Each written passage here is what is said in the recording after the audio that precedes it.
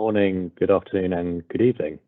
Welcome, and thank you very much for joining us at the GSMA to provide an overview of the global mobile money industry in 2021, following the launch of our milestone 10th State of the Industry report on mobile money.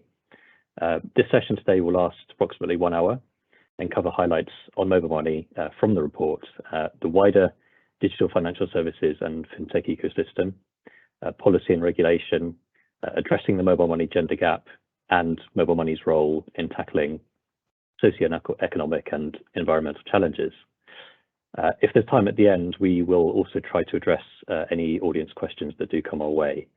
To introduce ourselves, my name's Chris Lowe and I work in the GSMA Mobile Money team. Over to you, RMA.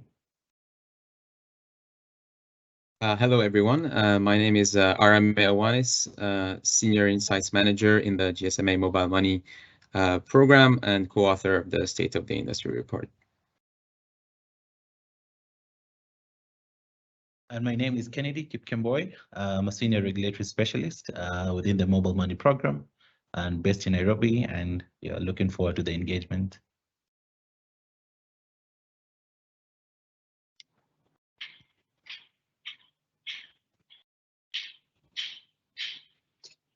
Kennedy. So next slide, please. So before we explore some of the numbers, I'd just like to provide a little bit of context around our methodology and where the data in the report actually comes from. The majority of the statistics are based on supply-side data, which is provided directly by mobile money providers globally. In some instances where this is not provided for various reasons, we use modeling to make sure that we have a complete global market size. This year, we also leveraged several demand-side data sets, which come from our own research, in-country research, including a nationally representative consumer survey conducted across 10 low and middle-income countries. Next slide, please. I'd now like to set the scene. Hopefully you can see some statistics on screen and provide you with the global trends. So in the last 10 years, we see a service that has grown from its East African origins into a global and diverse ecosystem of mobile-based financial services that has extended far beyond P2P, cash in, cash out in the sub-Saharan African region. The headline figure, which is really quite remarkable, is that the industry in 2021 processed over $1 trillion in transactions, growing by almost a third since 2020. That's almost $2 million worth of transactions per minute. And some of this growth can be attributed to access to and use of mobile services due to the ongoing effects of the COVID-19 pandemic. Components of the mobile money ecosystem contributing to this significant value in global transactions, the global value of transactions, are that there are now more registered accounts, which grew 18% year on year to 1.35 billion in 2021. 90-day active accounts also grew at 18% year on year to just over 500 million. And it's very encouraging to see that active accounts are keeping pace with new account registrations as well. However, it is also worth noting that many registered mobile money accounts are not being used very much or at all. And reasons and the barriers behind this do vary widely by country context. Access to and availability of mobile money services has increased in 2021, with the number of active agents growing 18% year on year to 5.6 million, and that's in contrast to about a total of 12.2 million registered agents. And the number of live mobile money deployments globally has also grown. Over 10 years, this has grown from 169 services in 71 countries in 2012 to 316 services in 98 countries in 2021. Some of the drivers behind 2021's growth in transaction volumes and values can be attributed to a diversifying ecosystem of digital financial services that many consumers and small businesses need, value, and find relevant in their everyday lives. Merchant payments, being one of these, has been a significant driver of growth. These have almost doubled in value since 2020, growing to 66 billion in 2021, and accounting for about 21% of the value circulating in the mobile money ecosystem. This is up from around 10% in the past 2 years. Further, international remittances have also been a driver of growth, where since the onset of the COVID-19 pandemic, worldwide diasporas have been sending money home to their families and to their friends more often via mobile money. International remittances respectively grew 48% year on year to 16 billion in 2021. Arame, over to you. Thank you very much, Chris. I'll now start with some of the main numbers. We can go to the next slide, please. So let's have a look at mobile money's footprint first, the global footprint in terms of services available. We're comparing 2012 here, when we first started monitoring the market, to 2021. What we can see is that in 2012, there were 169 services spread across 71 countries. And at the end of last year, there were 316 services in 98 countries. That's almost twice as more services in the span of 10 years and 27 additional countries. So this means mostly that not only mobile money is available in more geographies now, but that there is a more diverse range of offerings and a more competitive landscape, essentially. Yeah, next slide, please. So let's examine figures relating to account numbers now. Only 2 years ago, some of you may remember, we celebrated exceeding 1 billion registered accounts. Today, we have 1.35 billion accounts globally. So in the span of 2 years, we've grown by, over a third. Comparing this to 2012, when we first started monitoring the market, we had 134 million accounts. So that's a more than tenfold increase.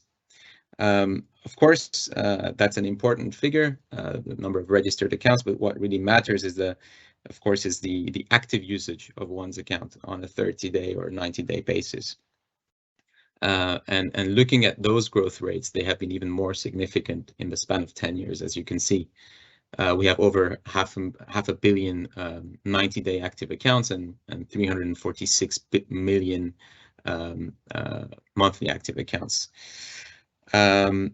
So this shows that the proportion of accounts that are active on a 90-day basis has grown from 26% of overall accounts to 38% in the span of 10 years. And in terms of 30-day active accounts, this has grown from 20% to 26%. Next slide, please. So comparing 30-day active accounts, the geographic spread of 30-day active accounts in 2012 to 2021, what we can see is that the vast majority of active accounts 10 years ago were in sub-Saharan Africa. And this is primarily because mobile money was a mostly East African phenomenon.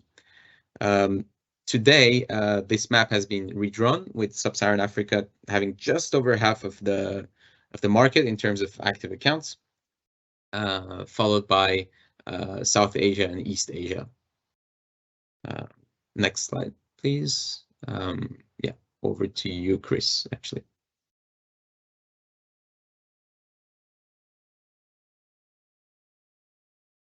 Moving on to agents. So even though the COVID-19 pandemic had a negative impact on most economic sectors that require physical interaction, the number of mobile money agents has continued to rise. Between 2012 and 2021, the number of active agents multiplied more than 10 times, from about 500,000 to over 5.6 million. And furthermore, the largest 25 agent networks globally grew by an impressive 26% on average from 2020 to 2021. The value digitized via mobile money agent networks grew by 18% in 2021, reaching a total of 261 billion, or more than $715 million per day. And if you cast your eyes to the right-hand chart on screen, there's a clear trend towards a more digitized mobile money ecosystem as more cash is converted into e-money and either continues to circulate as such or is spent digitally rather than being cashed out. In 2012, for every dollar cashed in, 88 cents was cashed out. In 2021, the amount cashed out dropped to 67 cents, meaning that for every $3 cashed in, only $2 is cashed out and $1 remains digital, a sign that the mobile money users are becoming increasingly digital citizens. Next slide. So moving on to transaction volumes. So looking now at this slide, the right-hand chart, overall transaction volumes in 2021 grew 21% year on year to 53.9 billion. Here in 2021, more than 1.5 million person-to-person transactions were made every hour on average, and that's 22 times more than in 2012, so significant growth. And with the average account making about 3.5 person-to-person transactions per month. Sub-Saharan Africa accounts for the highest volumes, unsurprisingly, with the MENA region accounting for the highest growth. Within Sub-Saharan Africa itself, the highest growth in volumes tends to come from West Africa's 69 live mobile money services. Arame, over to you.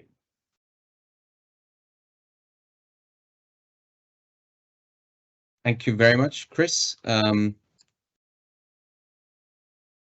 So one of the landmark figures this year, actually the main landmark figure this year, is that the industry now processes over $1 trillion per year. This has grown 31% in just 1 year. It's the chart on the right shows kind of how the value of transaction has evolved since 2012 up until now, and reaching $1 trillion really is a landmark for the industry. And this is a number that we expected the industry to reach at some point, but in our forecast, this was predicted to be reached, I think, in 2023, just a year or two ago. But kind of successive years of very rapid growth made this happen quicker than expected, and this is partly attributable to the COVID-19 pandemic's digitization push.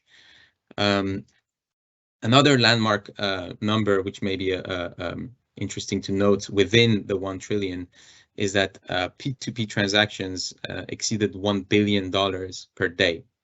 Now, I must specify that this number includes both on-network P2P transfers, off-network, so from one mobile money provider's account to another mobile money provider account, but also bank interoperable transfers.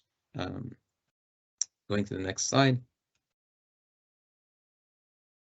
Now, exploring the breakdown of this transaction mix in more detail at a global level, we can see that the majority of the transaction mix is still dominated by person-to-person payments and cash in and cash out, which are sort of the original traditional use cases of mobile money.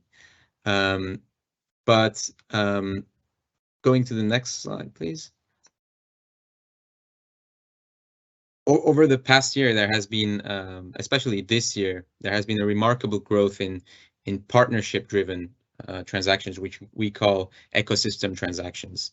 So if you look at the breakdown of the 1 trillion in terms of transaction values and the growth, you can see that yes, indeed, P2P cash in and cash out still constitute the bulk of the value that's transacted.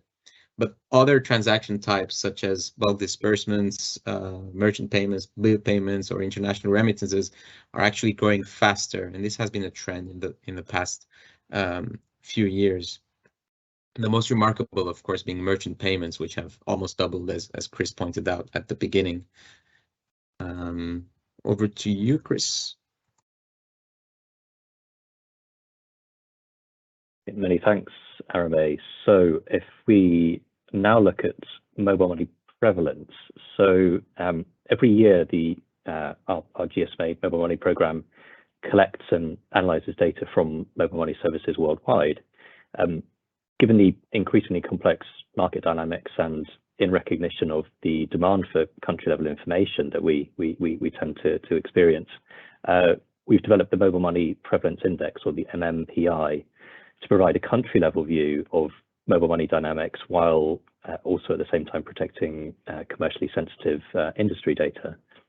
The index, which you see presented on screen, simply provides a view of mobile money prevalence from very low to very high. It's a composite index that considers three metrics, which are mobile money adoption, mobile money activity, and mobile money accessibility at country level in order to facilitate comparisons between markets. The index is really designed to support decision making and provide a source of reference for the public sector, the private sector, NGOs, international organizations, as well as academia. In 2021, you can see from the map on screen that the countries with the highest scores, according to this index, are not unsurprisingly clustered around East Africa and West Africa, with a couple of instances down in South Africa as well, Lesotho and Eswatini. Arame, over to you. Thank you, Chris. So in addition to key metrics such as accounts, transactions, and agent figures, which we model at a country, regional, and then global level, and which therefore are representative of the industry, we also collect other data points through our Global Adoption Survey annual, including revenue-related information. So the data on this revenue is the data on this slide is based on a sample of mobile money providers that responded to our survey.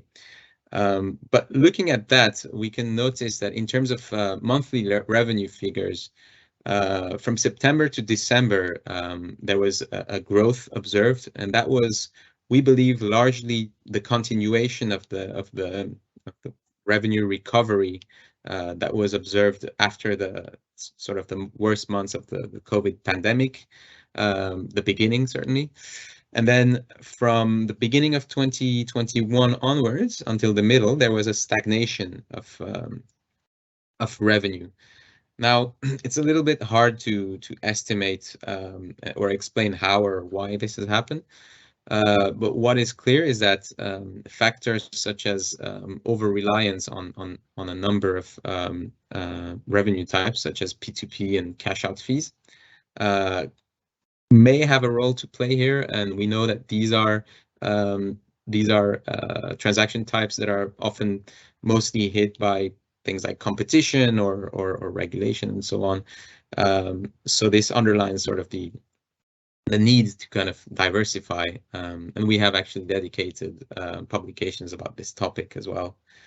Yeah, so as you can see, 79% of cash out and 79% of overall revenue comes from P2P and cash out fees only, which is quite interesting. Yeah, over to you, Kennedy. Thank you, Arame. So now let us take a closer look at the policy and regulatory trends that we witnessed during this period. So mobile money specific taxation continues to be a challenge in some mobile money markets such as Tanzania, Cameroon, Ghana, Gabon, and others. And basically wrongly applied sector specific taxes have the impact of increasing transaction costs and fueling informal cash-based solutions and alternatives. And so this is basically as customers are trying to circumvent the taxation, which is a natural response whenever tax can be heavy or is not well received. So basically for the industry, these taxes have had a disproportionate impact on the vulnerable groups, and this is mainly because people who use mobile money services do not have access to other mainstream banking facilities, and so they are the most affected compared to people who have the benefit of choosing, in between financial services. But one thing we have realized also in the process of these tax policies being implemented is that governments need to balance between taxation policies and the development of the mobile money sector. And basically, again, there's need for government to be able to balance between financial inclusion objectives and tax policy objectives. We continue also to witness a trend towards instant payment solutions, especially in Africa. And as an industry, we are keen to ensure that the views of all financial sector players are taken into consideration, even as these solutions are implemented across the different markets. And again, of course, it is also important to ensure that there's a level playing field, especially on the governance of these solutions which are being implemented across. On the topic of data protection, there's need for regulators to appreciate cloud hosting for scalability of mobile money services. A number of mobile money markets still have a level of restriction when it comes to cross-border data transfers. I think there's room for dialogue around these issues as well to ensure that mobile money continues to thrive. Of particular concern, of course, for GSMA members are the high capex costs, which included or involved in infrastructure related to data localization. One key aspect that many governments still ignore when it comes to this conversation, but a key determinant when it comes to data protection and data localization in general. On the issue of KYC, ID coverage is still low in most mobile money markets, which is posing a major challenge for KYC CDD processes. And many governments are trying to implement modern solutions to ID infrastructures in order to improve efficiency on KYC verification processes. However, some of these solutions are not being implemented based on global best practices. So for instance, some markets do require operators to capture up to 10 fingerprints for biometrics, which we think might not be the best approach. So there's need for constructive dialogue around the implementation of such solutions. Finally, still on policy and regulation, as we move to the next slide, the Mobile Money Regulatory Index continues to be a key reference point in evidence-based mobile money policy and regulatory discussions. We call upon you to interact with the tool. We have recently updated it, and it is actually available on the Mobile Money Metrics website that has been demonstrated a few minutes ago. The latest version of the index is available and comes with very new indicators, which stakeholders will find very interesting as they interact. We welcome your feedback, even as you engage with this particular tool. So back to you, Arame.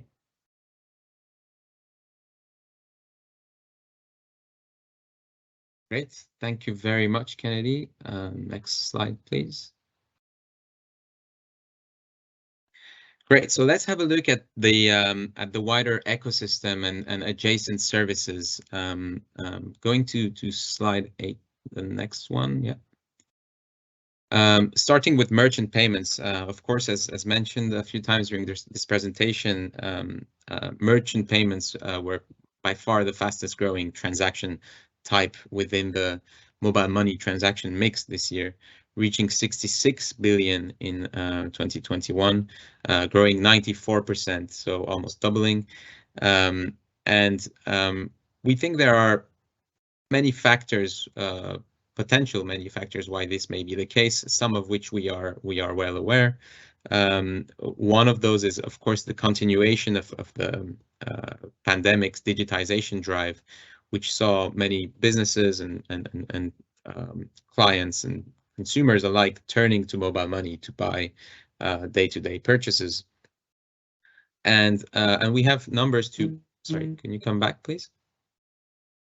And we have numbers to back this up based on our global adoption survey. The number of active merchants, so merchants who have done at least one mobile money transaction in the past month, have grown by 50%.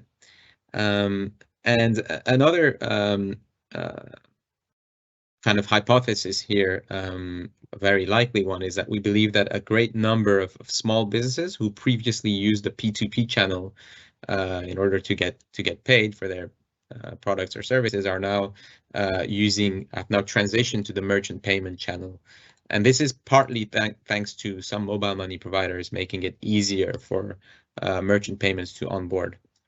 Regulation at times also has a role in this as well. Next slide. So looking at international remittances, this was a big story, a very positive one in our report last year.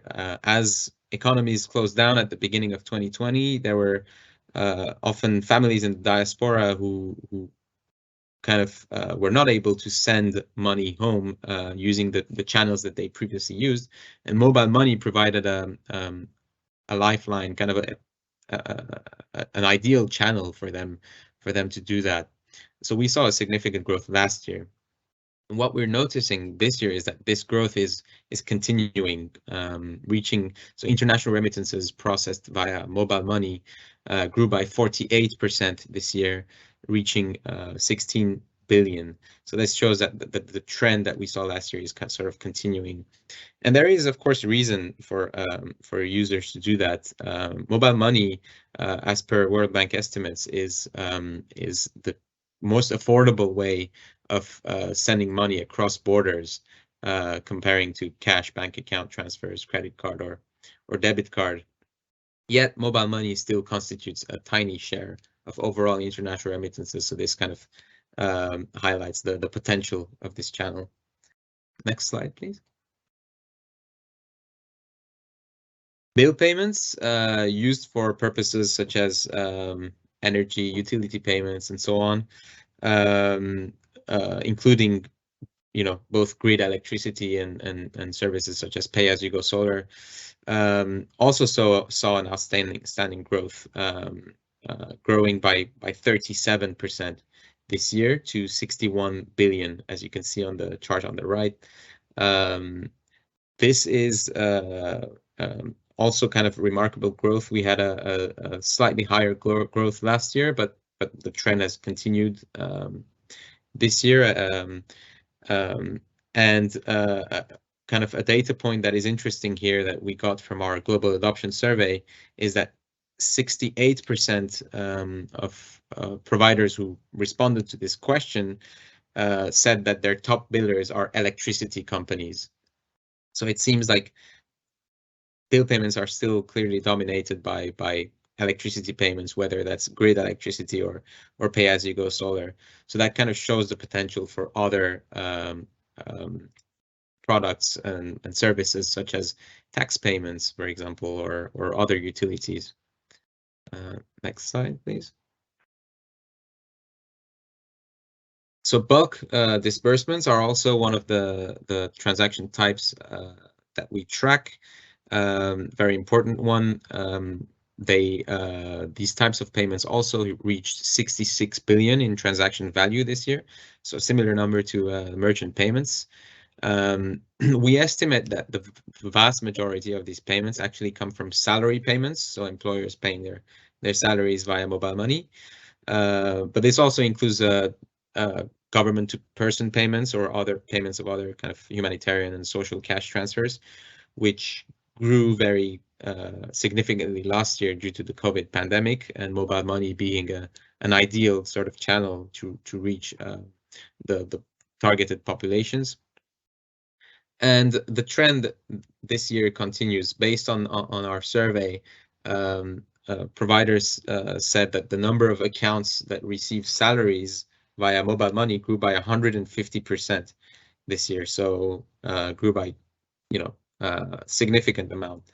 And the number of unique accounts receiving G2P payments, that one grew by 50%. So even if we are sort of out of the most stringent phases of the pandemic, where many international organizations and governments and so on turn to mobile money to disperse social cash transfers and so on, this is still continuing this year, which is very positive to note. Next slide. So going to interoperability, and especially interoperability between banks and mobile money providers, we've noted in the past that the mobile money industry is increasingly integrated with the banking sector, and this continues to be the case. In 2021, the monetary flows between banks and mobile money accounts grew by almost half, by 46%, which is quite significant, and reached $117 billion. Let's note that the overall industry, like the amount processed, is $1 trillion now. So this means that transfers between banks and mobile money accounts are exceeding 10% of that 1 trillion. And in a matter of 2 years, this number has doubled. Next slide, please. So looking at adjacent services such as digital credit, savings, and insurance enabled by mobile money transfers. So respondents to our looking at respondents to our 2021 Global Adoption Survey, we can see that 44% of providers who responded to our survey say they offer either credit, savings, or insurance products, which is quite remarkable now. And this is a sign of a maturing industry, kind of diversifying and partnering with institutions to offer such services to their customers. And what's to note on this, and again, we're not sure if this is a correlation or a causation, but 50% of mobile money providers who offer, over 50% of mobile money providers who offer credit, savings, or insurance have an EBITDA margin that exceeds 15%. On the other hand, less than 20% of those who do not offer such services have an EBITDA margin of over 15%. So interesting to note that. Looking at customer activity rate as well, the customer activity rate tends to be higher among services that offer either of those services compared to those who don't. Great, so over to you, Chris, for the gender section. Thank you very much, Arame. So now we look at gender, and we're pleased this year to have quite a substantial standalone section in our State of the Industry report addressing the mobile money gender gap and looking at women specifically and their use and access to mobile money. So a bit of context around this. We recently carried out some nationally representative consumer research into mobile money in a number of low and middle income countries. Despite significant gains over the last decade, we do find that women still have lower access to and use of mobile money services compared to men. Because of cultural norms, family responsibilities, or lower wages, women do face greater barriers than men to using traditional formal financial services. And mobile money can disproportionately benefit women. It can improve their financial inclusion, increase their economic independence, and also strengthen their role as financial decision makers. Ensuring that women can access and use mobile money on par with men will indeed bring benefits to individual women and their households, as well as to the mobile money industry and the economy, whilst also contributing to the achievement of the United Nations Sustainable Development Goals. Next slide, please.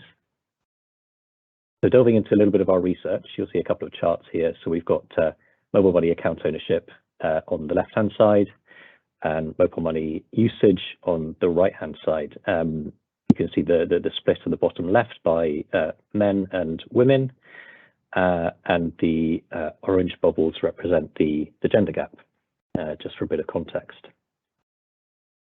So our research shows that there's still a mobile money gender gap in low and middle income countries, with women having lower awareness of mobile money than men, lower mobile money account ownership, and less regular and diverse use of the service. This is true even in more mature mobile money markets such as Bangladesh and Kenya, which you will see. The good news, however, is that once women do have a mobile money account, their likelihood of using it in the last 30 days is almost on a par with men. While these 30-day active rates are lower among female mobile money account owners than males in Bangladesh and Egypt, we do see that they're similar in Kenya, India, Indonesia, and Senegal, and then higher in Nigeria. Although frequency of use is showing some promising signs, women still have a lower diversity of mobile money use compared to men, meaning that they're missing out on reaping the full benefits of mobile money as a service. Across our sample markets, female mobile money users are nearly always less likely than men to use the less common use cases, such as using mobile money to pay bills, for savings, or for receiving money from customers, for example. This is true even in mature mobile money markets such as Kenya and also Ghana. However, interestingly, some mobile money use cases seem to disproportionately appeal to women across some of our survey countries. Next slide, please. So why does the mobile money gender gap still exist in 2022? We see inequalities between men and women in society. Persistent gender norms, they all mean that women tend to experience a number of barriers more acutely than men, including lower access to mobile handsets, lower awareness of mobile money, and how it could be relevant to their lives, lower literacy, and also lower digital skills. As a result, women are less likely than men to progress along the mobile money customer journey, which you'll see on the top of our slide here. In particular, access to a mobile handset is a very important prerequisite for using mobile money, but there's still a gender gap in mobile ownership across low and middle income countries. For instance, in Pakistan, only 51% of women versus 76% of men own a mobile phone, whereas women's awareness levels are higher and more similar to men, where 70% of women in Pakistan versus 77% of men have heard of at least one mobile money brand in their country. While there has been some progress, more work does indeed need to be done. The COVID-19 pandemic has given more impetus to addressing the mobile money gender gap, but much more action is needed from industry, from policymakers, from donors, and from society to ensure that women are not left behind. Next slide, please. So our next section goes a little bit further and looks at mobile money's place in tackling some of, I suppose, the bigger global socioeconomic and environmental challenges that we see today, and some of this work, as mobile money is certainly an enabler in trying to address some of these challenges, and it's also worth noting that many of our mobile for development teams do indeed work very deeply in some of these sectors. So if you are interested in any of these areas, please do get in touch. So mobile money is not only an alternative form of banking, if you will, for and underserved consumers in low and middle income countries. It goes much further, and it can be an enabler of many other services, such as ones that provide access to basic utilities and clean energy sources, that sustain the livelihoods of smallholder farmers, and assist their ability to be more resilient against climate change, and that deliver rapid financial relief to large and dispersed populations during humanitarian crises, such as natural hazard disasters or war. For mobile money providers, these use cases, or extended use cases, if you will, represent valuable opportunities to diversify. And as I mentioned before, in the GSMA, we do have programs working on these challenges and solutions to try and mitigate some of those challenges. if we look at agriculture and mobile money enabled agricultural solutions, smallholder farmers are the backbone of rural economies in lower middle income countries and play a crucial role in agricultural production. Globally, nearly 500 million households depend on smallholder farming for their livelihoods, most of which are in South and Southeast Asia and Sub-Saharan Africa. Smallholder farmers manage about 25% of the world's cropland and are responsible for producing around a third of the world's food. So what's the challenge? Well, while the opportunity to provide mobile money enabled digital financial services for farmers is significant, there is still a huge financing gap in smallholder agriculture, and less than a third of the estimated annual demand for credit, for example, from smallholders is actually being met. So what's the opportunity here?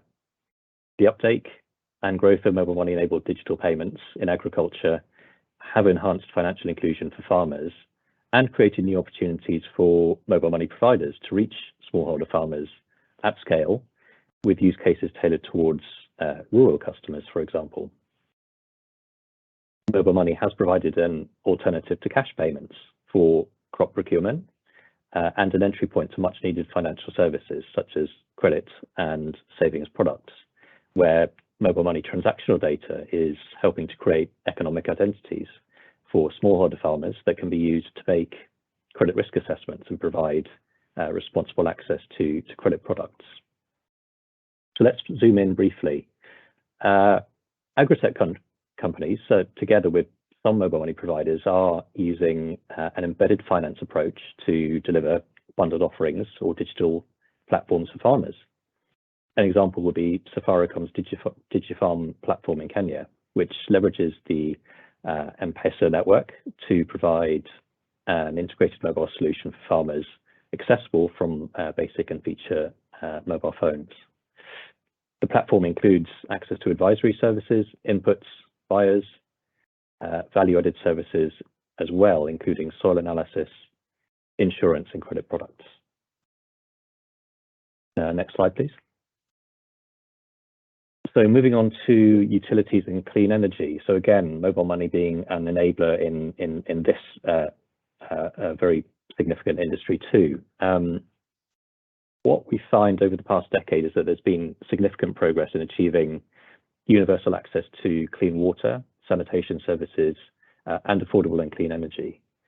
This is allowing cities in LMICs to better cope with population growth, with climate change, and also with inequality.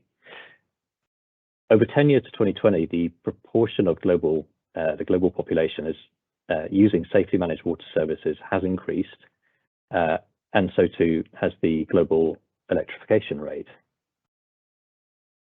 What's the challenge here? So despite this progress, 1 in 3 urban residents still lack access to core urban services.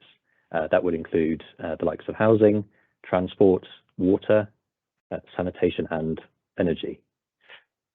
A quarter of the world's population do not have access to safely managed water services.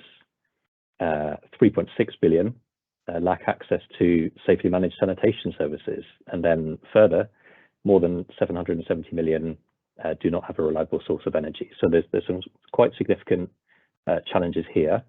The nature, quality, and accessibility of utility services having implications for income equality, for public health, connectivity, climate change, education, and gender equality, some of the most important determinants of productive, livable, and resilient cities and communities on the planet. So what's the opportunity here? Well, mobile money has been instrumental in enabling utility providers to confront this challenge and serve low-income populations with affordable and reliable services at scale. Digital payments, sometimes in combination with the likes of machine-to-machine IoT connectivity, or smart meters, will continue to play a central role in utility services in the next decade. As access to utility services expands, there will be a corresponding demand for effective payment options, such as pay-as-you-go, and digital platforms, which have instant payments at their core, which is also one of the fundamental aspects of mobile money. So let's zoom in a little bit, and this echoes what Arame was saying a little bit earlier about energy payments being one of the core bill payment use cases. So in a recent GSMA study into pay-as-you-go solar home systems in 5 African countries, we observed a dramatic increase in the frequency of mobile money transactions right after clients started using pay-as-you-go solar services. This increase in transaction frequency was not only limited to pay-as-you-go solar transactions, it also reflects broader mobile money use for cash in, cash out, person to person, merchant payments, and other services as well. This highlights that pay-as-you-go adoption, pay-as-you-go solar adoption, for example, can drive mobile money usage across transaction types, and that more value is circulating in the digital ecosystem. Thank you. And lastly, we look at mobile money's role in humanitarian contexts. So here, again, like the others, mobile money can play a vital role in the delivery of life-enhancing services to people affected by crisis. This is primarily in the delivery of humanitarian cash transfers. So again, here, what's the challenge that we look at? So for example, in 2022, we have an estimate of 274 million people that are in need of humanitarian assistance. And this number is predicted to grow as people continue to suffer the effects of various crises, including the ongoing effects of the COVID-19 pandemic. So given that, what's the opportunity here, and what's the opportunity for mobile money?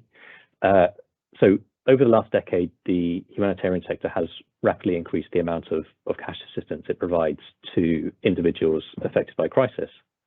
In 2020, cash and voucher assistance grew to represent about 19% of global humanitarian assistance.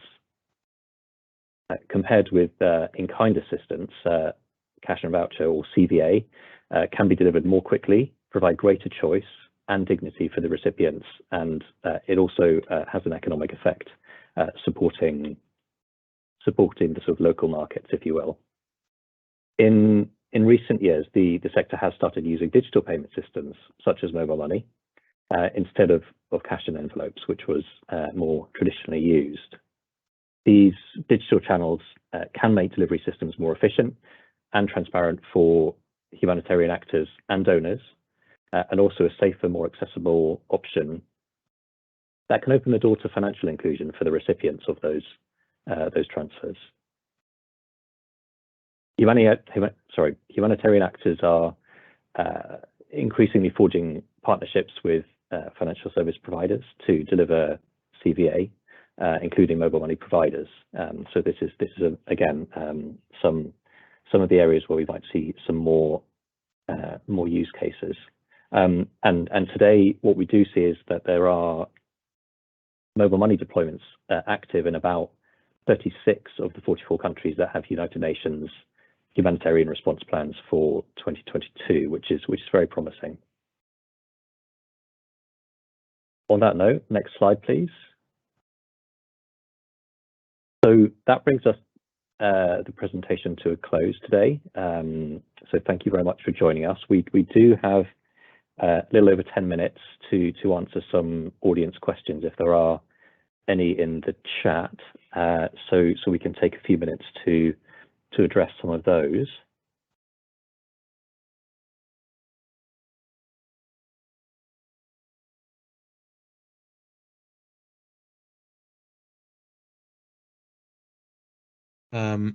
There's one I can answer to from Joseph. So how does a service qualify as a mobile money provider? You have specific criteria. Actually, yes, we do. The criteria can be found on our deployment tracker, which is available on the Mobile Money Metrics website. And the criteria we generally use for defining whether a service is mobile money or not. So one of the 316 I talked about at the beginning is It has to be a service which involves transferring money or making and receiving payments using a mobile phone. And a few years ago, we used to say a feature phone, but now it can be from any phone. The service must be available to people who do not have a bank account, so who do not have an account with a formal financial institution. And the service must offer a service, kind of a network of physical transactional points, which can include agents, and this has to be outside of bank branches and ATMs. So this and the network has to be sort of wide enough to make it accessible to a reasonable amount of people in any given market. And the agent network must also be larger than the service's formal outlets, if they have any. So this is cash in, cash out points, basically. And lastly, we have also like an exclusion criteria, which is mobile banking services, which obviously depend on a bank, but also services such as Apple Pay or Google Pay do not qualify as mobile money, given the absence of agent networks and all the other points mentioned earlier. Yeah, thank you, Rami. I think I've also seen a question from Ralph, and the question goes, what are some of the opportunities for collaboration with regulators and governments to sustain the growth of mobile money? That's a very good question, and basically, based on the presentation that we've done today, I could probably highlight now, perhaps, the gap between the registered accounts and the active accounts. So one of the areas the industry will really benefit from is any form of initiatives to be able to drive usage of mobile money services. So different countries have different challenges. Of course, collaboration will take different forms depending on context and country context and the challenges that they're facing. I'd use one example such as consumer education, which is a big challenge for many markets, especially the new ones, where customers may not be fully aware about some of the mobile money offerings in their countries. I think this is one area where regulators can collaborate, closely with the industry to try and create awareness about some of these services which are present for consumers to be able to use. But I think as I close, I think one important thing to note is that the policy formulation process has to involve all the stakeholders that are involved and all the stakeholders that are affected. It has to be a very inclusive process. I think as governments come up with issues such as tax policies or any form of regulations, it is important to have everybody on the table, dialogue around issues such as the impact of some of these legislations and regulations that are being considered and contemplated, and just ensuring that at the end of the day, there's a win-win situation and policies work for the good, and especially for the betterment of financial inclusion in the country that mobile money is present. Chris, I think there's one for you as well.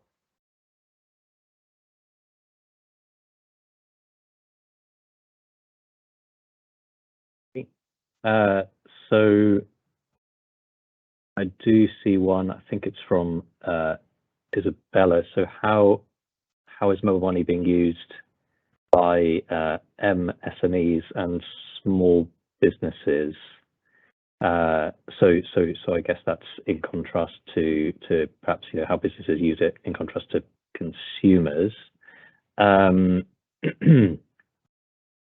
a few papers up with me at the moment, but which might be relevant. So bear with me. But we, for example, we recently conducted some research in Ghana, which might partially answer your question on looking at use of mobile money amongst men and women entrepreneurs. I suppose what we've seen since the COVID-19 pandemic began, we've seen more advanced use cases, which we could say would be outside of cash in, cash out, P2P and top-ups. So services like bill payments, merchant payments, paying suppliers, salaries, the likes of credit and savings are I think we're seeing are being used more so by entrepreneurs, and especially more so by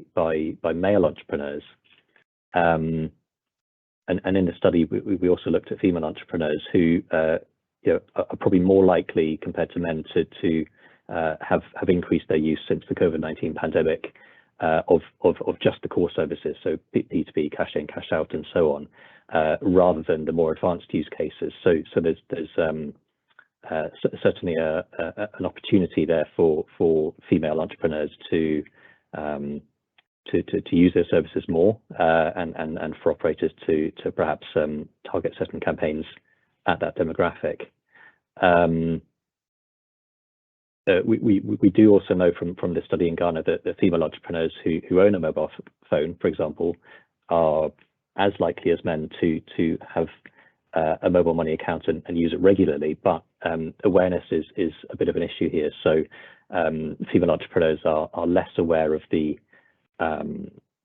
full range of services that they could use. So that particularly pertains to the more advanced use cases. So that lack of awareness, I think, is also compounded by that female entrepreneurs are more likely to learn about mobile money services from family members, and also that some female entrepreneurs rely on others, such as agents, to actually transact on their behalf too.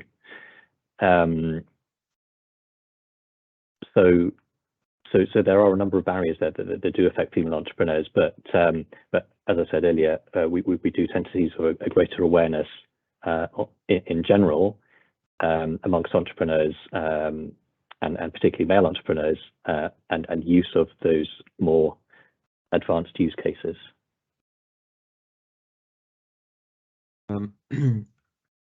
Let's see a couple of other interesting questions. One of them is quite straightforward. Any chance we can get the data from active accounts from 2019 versus 2021 to understand the drive of COVID? So I just pulled up the numbers. You can download those numbers actually on the Mobile Money Metrics website. So if you search Mobile Money Metrics GSMA, there is you can download a data set that contains all of the sort of raw numbers that we've covered today, and much more. So in 2021, as mentioned earlier, the number is 346 million accounts that are active on a monthly basis. So those are accounts that have done at least one transaction in the past month. At the end of 2020, that number was 304 million. So the growth is 14% year on year. And before that, 2019, I think you asked for, the number was 250 million. So the growth rate we observed in 2020 compared to 2019 was 22%, and this year it was 14%. There was a question about could you specify which use cases appeal more to women, please? I think, yeah, you mentioned that, Chris. If you look at the state of the industry report in the chapter on addressing the gender gap, there is a table which includes response rates when we, during our survey across 10 countries, we asked mobile money users, both male and female, whether they use a number of use cases, and that table sort of gathers those use cases. If I'm not mistaken, in quite a few countries, there were one use cases that was more appealing to women was receiving P2P transfers. And if I'm not mistaken, in some markets, sending merchant payments was more prevalent among women or not. But best would be to have a look at the report in that chapter.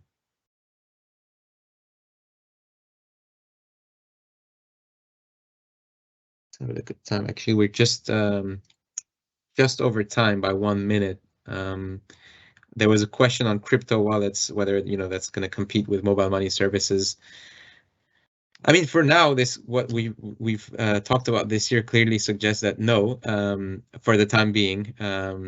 You know, I think especially when you look at the primary audience of mobile money. I mean, not just the primary one, but part of the audience of mobile money, which is the unbanked, you know, are perhaps slightly further from crypto wallets than others in more wealthier settings, maybe.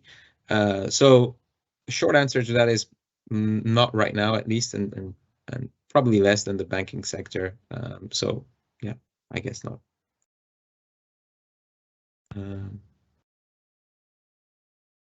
Great. So I guess thank you very much, everyone, for attending this this webinar today. We greatly appreciate, and in case you missed part of it or would like to listen to this again, there will be a recording available, and there will be another session on Friday at 9 in the morning, British summertime. So yeah, thank you very much, and have a good rest of the day.